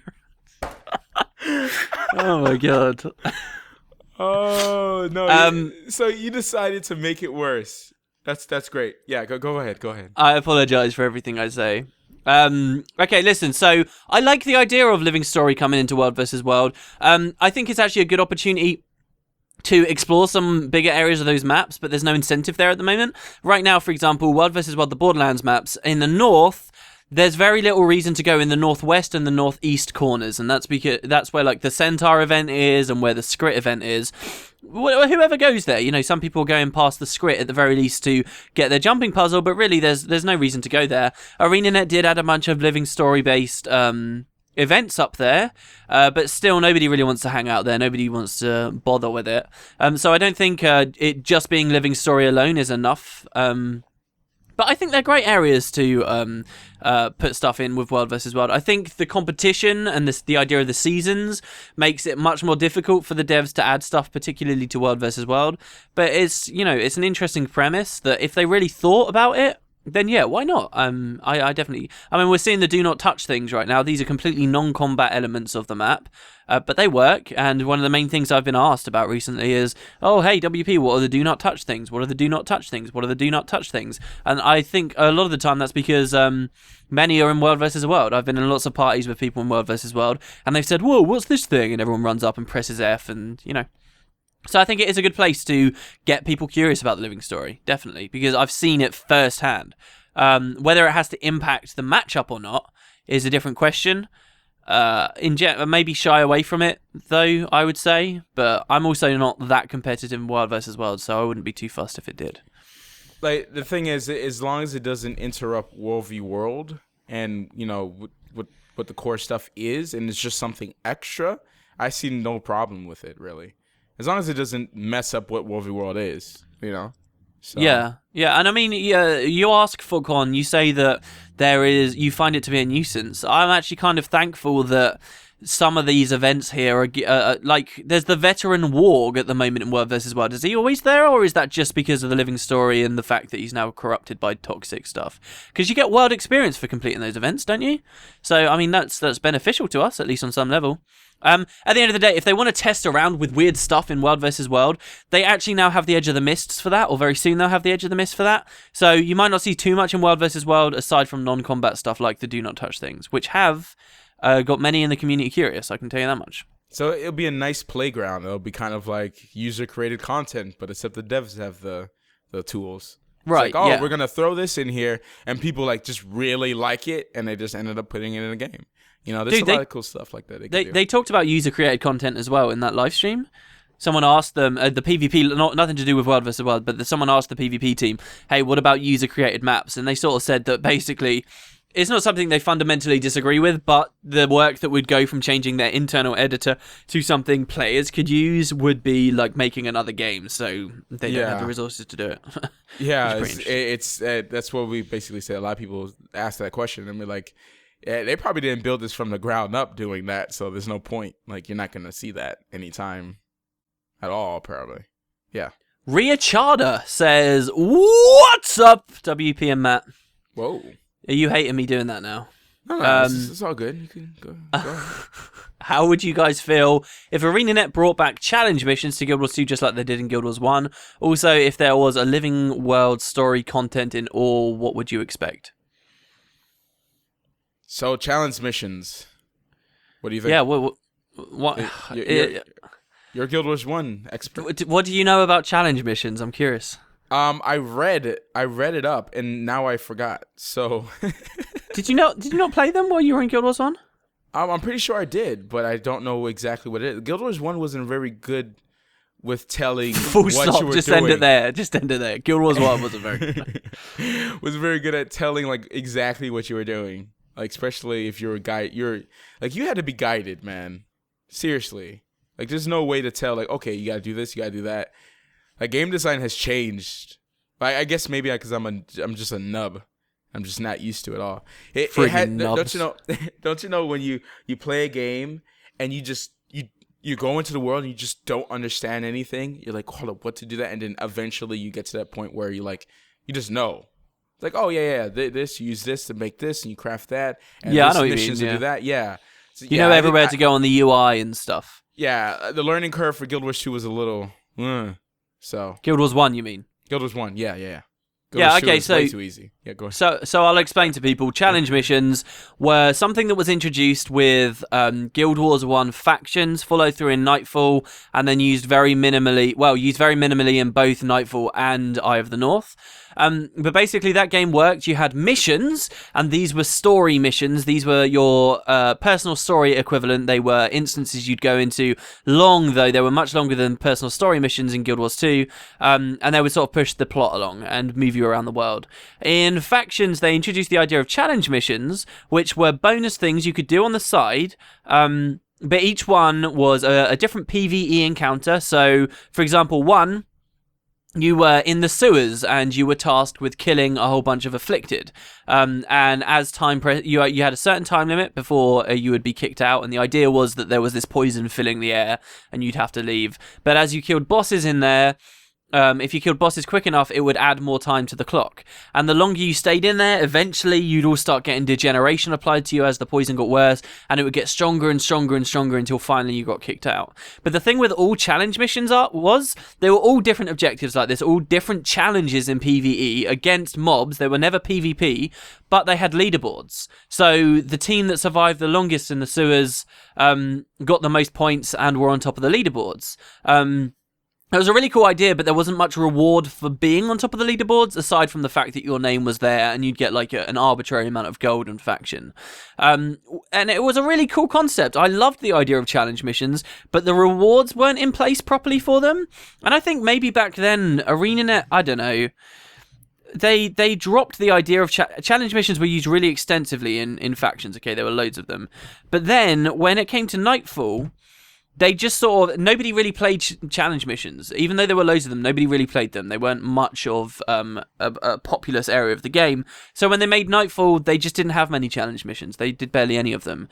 And then some people still played them a little bit more, and there was more incentive in Nightfall because you'd get hero armor, like you'd get to gear up your heroes in different skins and stuff, and that was awesome. And then in Eye of the North, they never returned to it either, and then Guild Wars 2, they completely had it scrapped. And I've always felt that was a shame because it's such a cool idea. And the only reason people didn't do it in factions was because the rewards weren't in place. Not because the missions were bad, just because the rewards weren't in place. So I'd be massively in favour of this. This would be really cool. I've talked a lot about how much I like the idea of having leaderboards and competition in the PvE world, right? Yeah, I would definitely like this. I just don't want to see it to be a PvP activity. You know, yeah, like it's how they've not been doing it. Yeah. You know, something like all those modes that they created, not a PvP activity, more of a PvE thing, and in these instances, which haven't been used, which is kind of weird, like that none of them has been used outside of the personal story. Like there's no other stuff to do other than dungeons. That's quite weird when Guild Wars 1 was pretty much all of that. Well, at least when you played it, with all the expansions and stuff like that they popped out with. Yeah, without a doubt. And like, I think there could be a whole bunch of cool rewards and things they could do. You know, exclusive titles to people who are at the top of the leaderboard of a certain challenge mission for a while. I would love to have a title like that I can show to people, hey, look, I am an absolute master of this challenge mission that we've got. And they were very varied as well. You know, you might struggle to think how many different ways can you set up a challenge, but they were really good. There were a bunch of them in factions that had all different kinds of configurations and places you could see. And they were rare and cool things. And I've always liked the idea of them in Guild Wars 2. But obviously, you know, they have to stop somewhere, and you know, not even all of the mini games and stuff. Bar Brawl, which was announced before the launch of the game, has an achievement category, still isn't in. You know, even their mini games and activities, which I think was supposed to be sort of the equivalent or the replacement. Did you know before launch they were talking about an archery mini game? Yep. Mm-hmm. And do you remember they talked about how you could compete with other people, and it sounded sort of like a challenge mission-ish thing, except instead of groups, you know, it was just single player. Like, these were ideas that still haven't come fully into the game, and it's obviously not a priority for them at the moment. It would be a cool idea. Again, whether it's a priority for me as well, I don't know. It would be somewhere high up on the list for me, though. Definitely. Yeah, I think it adds some more PvE elements, really. And I feel like there needs to be more other than personal story. Even though we're getting really good features right now, like really good features, fixing a lot of stuff of the game, making stuff account bound. You know, I would love to see more in the PvE space other than fractals being like the only thing that you really do for like hardcore PvE. Yeah, yeah. And for a guy who only likes one or two of the mini games, the PvP activities, not even PvE stuff, it's just there needs to be something else, but PvE oriented with my armor and stuff like that. Yeah. There was an addendum to this question as well. If there was living world story content in Ore, what would we expect from it? Do you want to go on that one? Living story. Oh gosh. Living story in Ore. I believe that they're not even touching this because it has, personal ties with the personal story. Right? Yeah, because your first thought goes to cleansing Ore, right? Exactly. Because and they can't do that. They can't do that. Like it would have to be something drastic because it couldn't be something small, and that's why probably they have avoided it. I don't want to fight more Orion creatures. Come on, really? I don't want to fight any more Orion creatures. It would have to be something drastic, and cleansing Ore and making everything green would be amazing. And it's like kind of parallel to the personal story maybe, because we did cleanse Ore, right? But it was just not, you don't see it because obviously not everyone has cleansed Ore, so it's not going to and it takes time and stuff, yeah. Or they can do the same thing like they did with the tower, where they had this thing that you had to do to keep cleansing Ore, and that bar will slowly fill up, and then when that bar slowly fills up, it's like this big thing that Ore has changed. It now looks a little bit grassy here, or has some weird combination color trees, that look at, it's not quite growing well. Like I would like to see a really cool design of the world. Definitely. I can't wait for another, I don't know, revamp of an area or just a whole new area entirely. I kind of miss that feeling when you jump into a new Guild Wars 2 area that you haven't been, and you're like, whoa, let's do this dynamic event. It's brand new. Let's do this, or exploring the edges to find a jumping puzzle. I miss that. I miss that, man. I really do. Yeah. I think the person who asked this question had the mindset of Ore as in all maps we already have. Living world story content in Ore, I would like to see be living world story content that's bringing us new maps, and it's still in Ore, but it's in new areas, and those are the cleanse spaces, and those are what brings everything Matt's talking about. I think that would be really cool. I don't think that they should alter. I don't think they should destroy what we currently see of Ore to build up a nice fresh one. I think they still have a lot of about this. yeah, like they've got ideas for cool stuff they want to do. Yeah, and you're right, we did talk about this. When ArenaNet gave out their statement in that interview and said, look, there are still interesting ideas for Ore. We'll redo it, and then and I'd like to see those changes go through, those revamps to the god temples and the way the metas work in there. And then on the side of that, any living world stuff would give us just a couple of new maps that are cleansed as we go, something like that. Right. I remember saying that the next map could be like, after Ore was cleansed, even though that would kind of split things up a little bit. But it would be nice to see Ore not all crappy. And there's no way they'll add another part to the story and add Ore the same way when it's supposed to be cleansed already like that. So, yeah. Yeah. Next question is from Divas, who says, what are your thoughts on 2v2 and 3v3 PvP tournaments? I feel it's much more interesting to watch than regular PvP. You guys should watch highlights from the last tourney on Guild Wars 2 PvP.tv. Yeah, we talked about this, I think, in the beginning of the podcast. But, basically, it's hard to see, like we said. It's hard to figure out what's going on the screen. There's so much going on. Some people saying you really have to look at the mini map at the corner of the screen when you're watching a PvP match to really, to really know what's going on. Really, you can't just depend on the spectators. I mean, not the spectator, the shoutcasters. You can't depend on them to actually tell you what's going on. They you can see the score. And you could look at the mini map, and that's the best thing. And if you want to see some action going on, then you would have to look at what they're talking about or what they deem is important at the time, even though something crazy might be going on at the bottom right there. So much stuff going on. Definitely 2v2s, both of them. Everyone could be on the screen at the same time, right? If it's just dueling, right? It's not. There's no objectives or anything like that, or maybe there might be one monster that they can battle over, or it's just basically strictly dueling. That would be cool to watch, definitely. And it'll be easy. And you'll be able to see all 4 characters.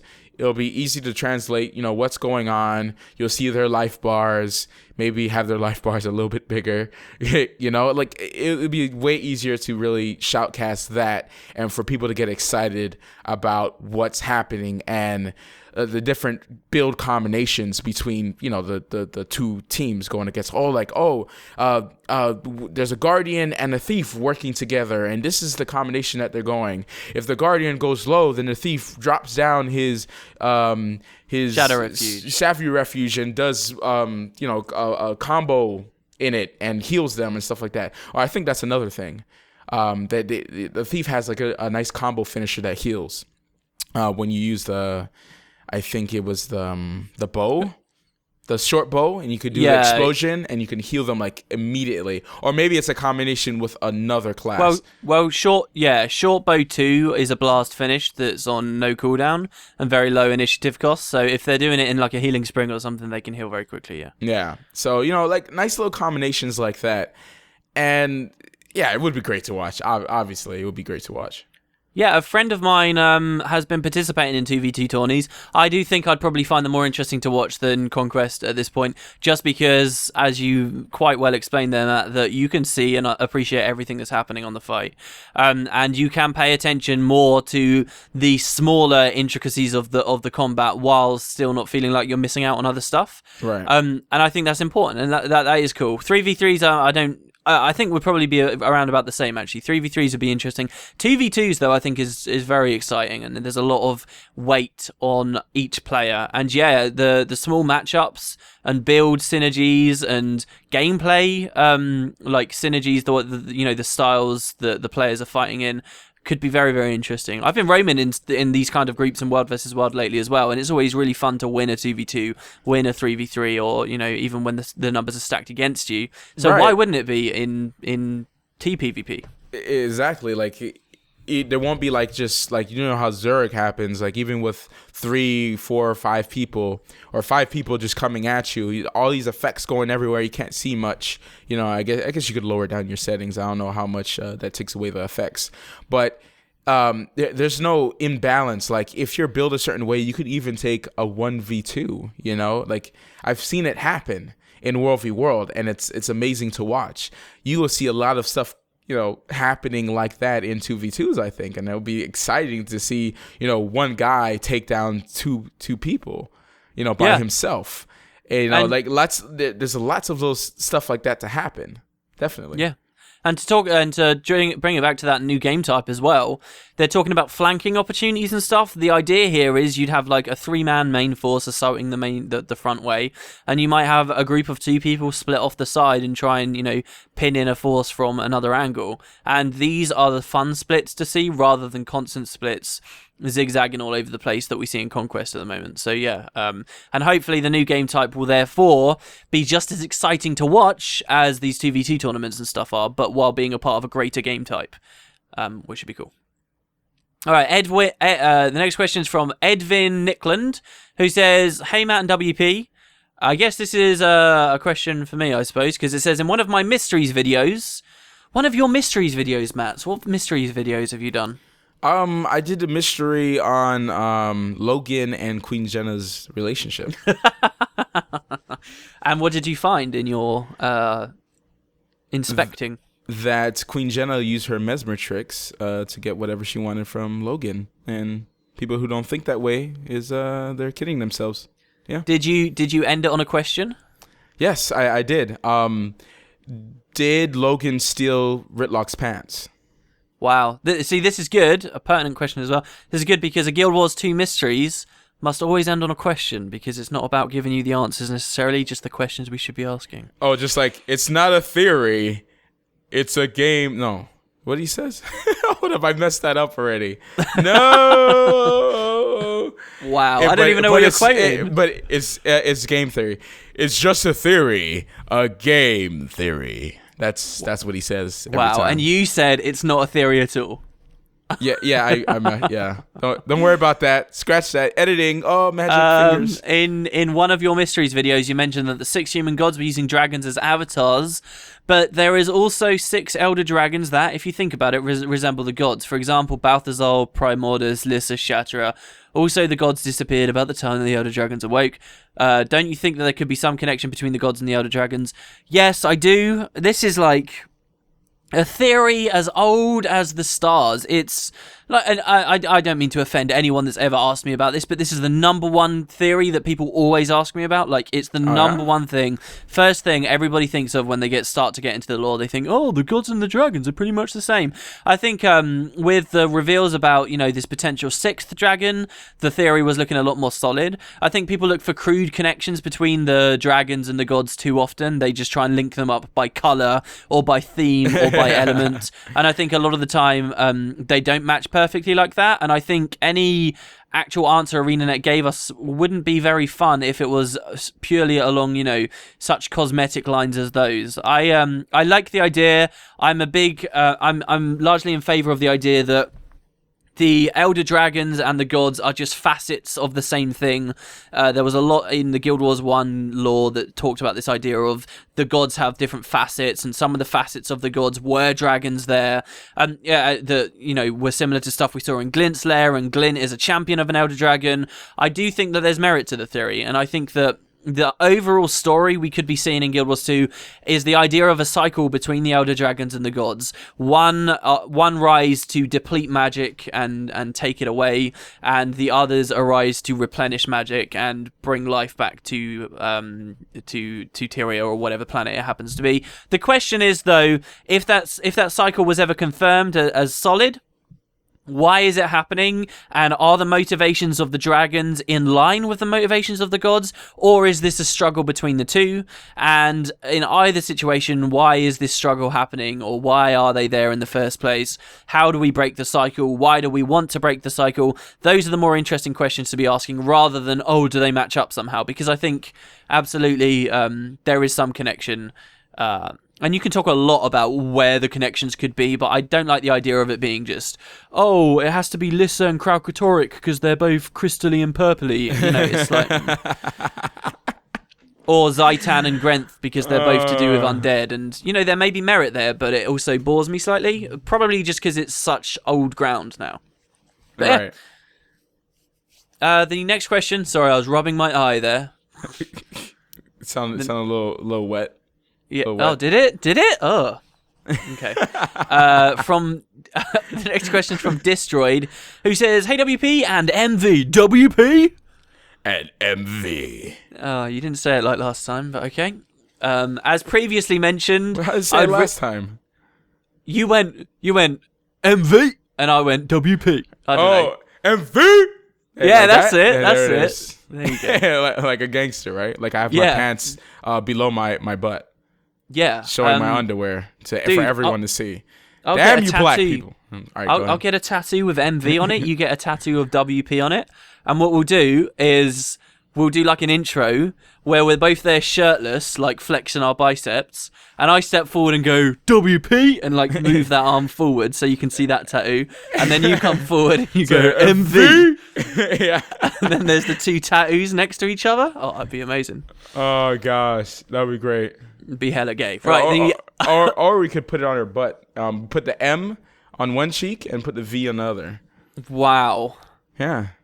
No, you don't think that would be good? That would be cool. I don't know about showing my ass to the internet. I mean, if you're gonna show your face, you might as well go the whole 9 yards. I'm just saying. Well, what if I do it opposite? Like, just the first time is just my bum.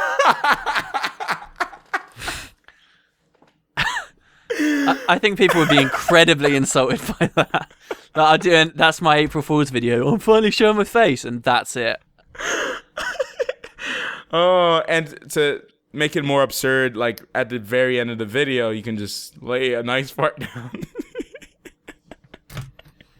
This is not my kind of humor. Disgusting.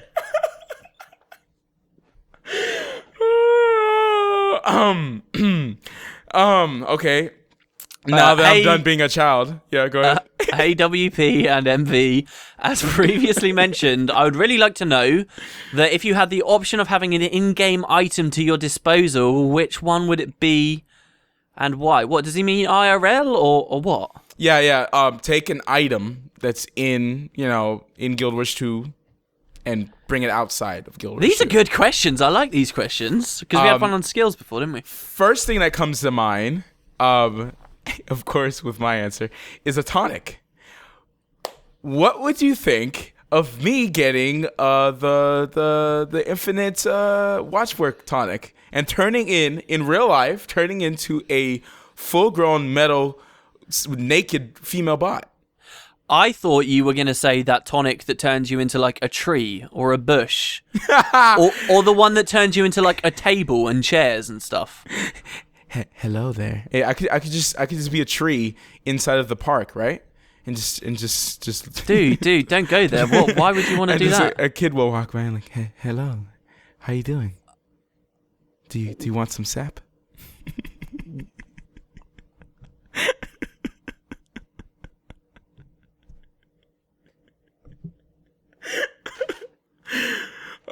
Did I lose you? Did I lose you? I'm just sat here. I'm just. That's wow.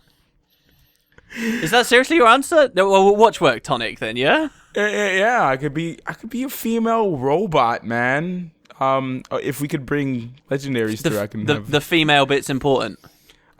Yes, very very important. Dude, I'll give you a serious answer. Go ahead. Well, I don't have a serious answer. I don't know what item would I like. The first thing that jumped to my mind was the experimental rifle. How bad is that? Oh, I'd like to jump really far. There's so many items. Well, what about the one that does the portal thing? Is that the one you're talking about? Crazy. The experimental rifle? Well, what do I want this item for? Do I want to become like a superhero or what? Or do you want to turn into a tree? To spy on children at the park? I know people are thinking of it, and yes, I thought about it. Getting a quaggin tonic.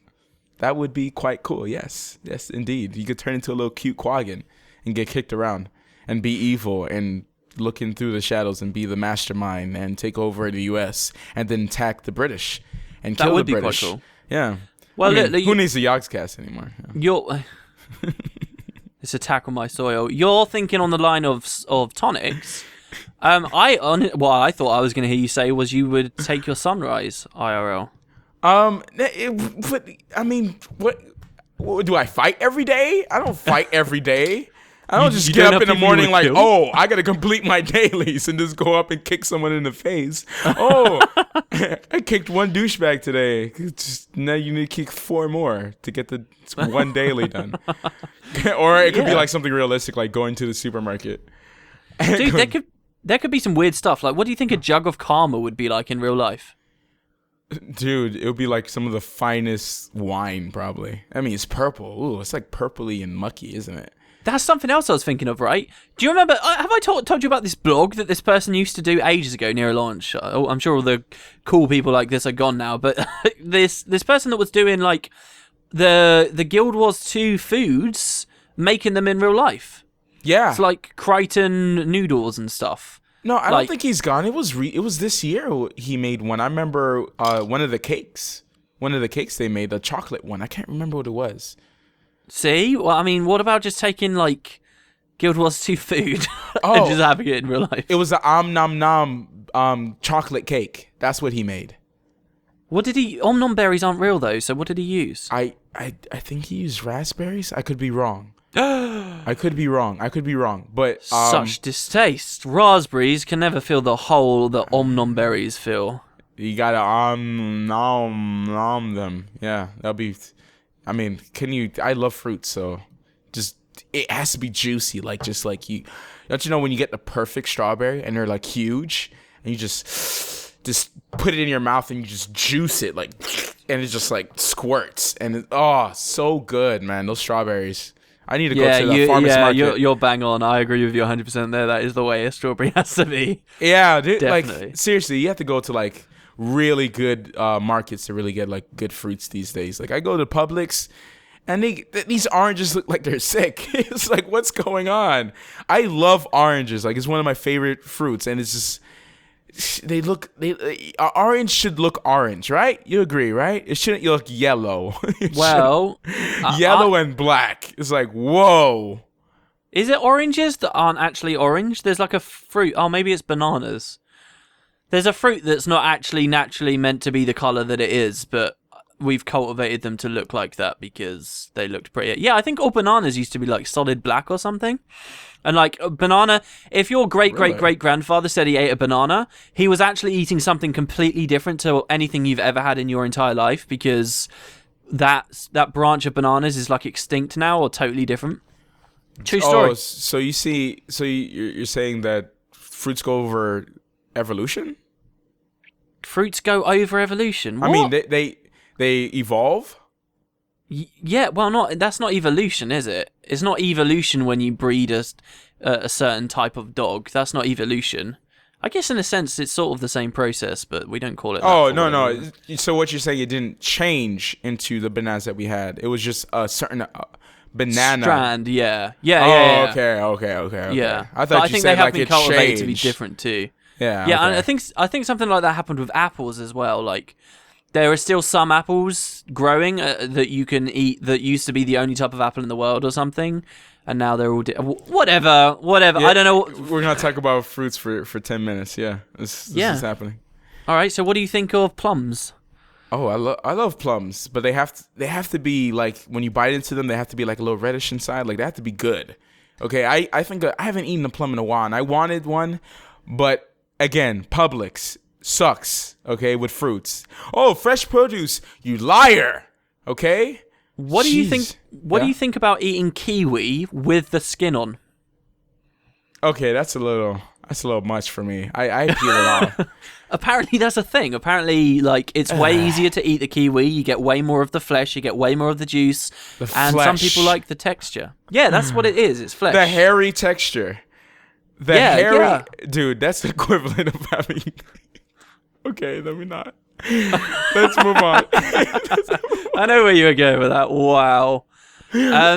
So yeah, I guess that's the answer to that question. Food, I guess. Okay. Question 8. Question 8. I won't read what the file name is. Is from Mina, Fed the Unicorns, who says, "What do you imagine MMOs to be or look like in 10 to 30 years?" Is this the last question? Yeah. Oh, by all means. Yeah. Sometimes I wish this was like a video podcast, just so I can see what you look like when you're doing that. Oh, I bet a lot of people wish. And like, so we can make this happen next VisualWood, right? You're planning on showing your face. We were talking about this the other day, so I thought I would just bring everyone in the conversation. So. Well, look, we can do a. I don't see why you don't just do face cam on your own. What? Dude, this is the same thing as you get invited to podcasts that have cams, and you just say, "Oh, I'm just gonna be that one guy that has no cam." Oh, you're right. It is. It's the same thing. But I'm like an established person on this podcast, and it's not weird, and it wouldn't draw attention to it because everyone listening to this puts up with my weirdness already. I am not doing it by myself. You are Dude, coming just with do a me. little face cam in the corner.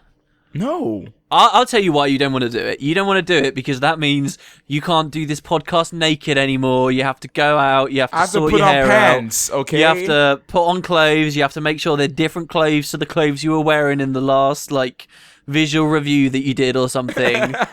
That's why it's a pain to be on camera. Go ahead and try to put the blame on my side. Let's go ahead and go with that. So what was Mina's question? What do you imagine MMOs to look like in 10 to 30 years? I want it to look like Log Horizon and Sword Art Online, where I jack my brain inside of a game and you can actually smell and move your character. The game mechanics would just totally change. Can you imagine being able to be actually inside of a game, having quests attached to the type of smell that's going on, or finding those secrets? Can you imagine secrets in that game? Actually turning over rocks to find like some secret quest thing that you can give it to a NPC in the village that spawns a whole another quest thing. Like, can you imagine stuff like that? Would be amazing. But I don't think it will happen in 10 to 20 years. Well, the range is 10 to 30 years, and I think if we go to the very end of that range to 30 years, I would. Okay, this might not be what happens, and I don't have enough understanding of the industry and how it moves and stuff to say this for sure. But I think ideal situation by 30 years' time, it will be procedurally generated sandbox experiences that are convincing enough and robust enough that they provide a variety of content and quests and experiences and locations and so forth that rivals what we currently find in theme park MMOs. So Guild Wars 2 has a set amount of content that had to be designed by people, and it will always be that, and we don't get more until they create more. I think 30 years' time, the perfect MMO, one that will really catch us by storm, is all of that is just born out of player interactions within the game itself. The game is the sandbox, and the game generates the regions and the areas, and no adventure is the same as the previous one, and it's the interactions between the players that drive the majority of what happens, the quests that are created and stuff like that. And I think on top of that too, some kind of a virtual reality component I would be thrilled to hear about. Absolutely. Yeah. I like, they already had stuff going on now where you could play games with just your mind without using any controls. They've been developing that for a while. Now, if we look at technology, to get a little serious, let's see, when we were born, right? When we were born, the Nintendo was coming out.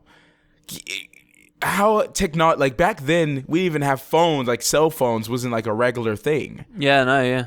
You see what I'm saying? Like everything has changed since we have been born. And that's 20 years about. Yeah. So I can't imagine what we're going to have. I mean, we already have things like Google Glass coming out. Like, people laugh at that crap, but really, just like a lot of things like 4K TVs. You remember when HD TVs came out? How it was so expensive? And now it's like you can get it in a quarter machine now. You could get those, like a flat screen 20-inch in a quarter machine now. You've seen those things, right? In a quarter? What's a quarter machine? Oh, you don't have quarter machines? You know, when you used to go We don't have quarters, so no. Well, they barely exist now, but you used to put like a quarter in these machines, and you'll like turn the little switch thing, the little handle. Oh, like a change machine. Yeah, and it'll give you like a little toy. Why is there a flat screen in a change machine? It's an over exaggeration. I'm pretty sure that technology, 4K TVs are going to be the thing, right? And then like really how graphics is getting to the point like eventually it's just going to be realism. Like you can get that. Realism, and Oculus Rift is going to continue to grow. Like they're not playing with Oculus Rift. They're planning on to grow and having different versions of those every time they advance. And they're gonna be something like 4K displays eventually. That'd be amazing for your eyeballs. And like you no longer can see the pixels. That'd be amazing. Like I can see these things happening in years, because people are just constantly developing more stuff. It's going to be amazing. And I really think that there's going to be, just like how WoW just overruled everyone, there's going to be the MMO that comes out that's just going to trash everything else. That's going to use this new technology, and it's just going to take like everyone by storm. Yeah. Like everyone's going to talk about it. It's going to be like Gundam style all over again, but instead of a game. Yeah. Wow, that's your reference. Yes. Out of all the internet viral things, I don't even think that's apt. I think the next big MMO, it will be so much greater than like a viral hit kind of thing. It will be. Oh yeah. But on the topic of virtual reality, convincing head-mounted displays are within a decade. They're within 10 years. Easily. Really convincing, comfortable head-mounted displays like the Oculus Rift, opportunity for companies to actually start developing their own versions, real competition in that space. That will all be happening within 10 years. I think the motion controls aspect and figuring out controls for experiences like that will be much later. I think we're looking at 10 to 15, maybe even 20 years for that to be really ironed out so that people can have convincing in-the-house experiences where they are physically walking around and exploring Tyria or Nern or any world, right? But I think that will be coming. Motion controls is further behind than the head-mounted displays, though. Absolutely. And I think the perfect MMO or the best MMO or just general MMOs will all be using this stuff. Most games will be using this stuff by 30 years, easily. If eventually we come to the point where we could actually control a character with our mind, right? It seems so science fiction, but I mean, Amazon are releasing a drone. You've seen that thing, right? Where no, I haven't. People think it's fake, but it's actually real. That they're 30 minutes or less, right? Which I think there's no way they're going to be able to do. They're assuming in 2015 they're going to have this. These little drones that take your package to your house, unmanned drones. Like, don't you know those little flying things that you usually see? Like the only thing that's popular. Flying? Yeah, a flying drone. Not flying, no way. Yeah, I still think it's like I really think it's a joke. Like maybe if it was a joke, really, it's not though. That they're saying it's real. Dude, you're gonna be really embarrassed if this is a joke. No, but I looked on their website and they say it seems science fiction, but it's not. And they already have the technology. What was the date? 30 minutes or less is what gets me, and the fact that people are gonna steal this. Okay, unless they drop the drone. Drop the package from a high point, and they're not going to do that. So there's no way that this is going to be, something in 2 years from now. There's no way. No way. They're aiming a little bit too soon with that. Like, the robots are not walking on the streets, so I don't expect drones to be dropping off my packages yet. Dude, what are we talking about? Drones delivering stuff from Amazon and people stealing them when they come to their house. What the hell? Yeah, but what I was saying, what I was leading up to is that if we can jack into a game, with our minds, which years and years of tests and stuff to actually get this to be a commercial use. But I mean, people who can't walk and stuff like that, people are going to be addicted to this stuff. Like, they'll be amazing, like people who are handicapped.